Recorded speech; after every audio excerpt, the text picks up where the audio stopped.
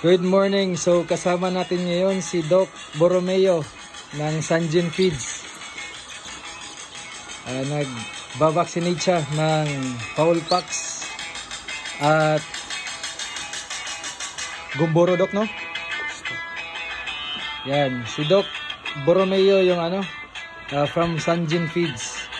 Siya yung veterinary ng Sanjin Feeds. Kaso kay siya, shy type. Kaya ayaw niya ng exposure sa camera. Baka daw magkaroon siya ng asawa. Yan yung vaccine natin.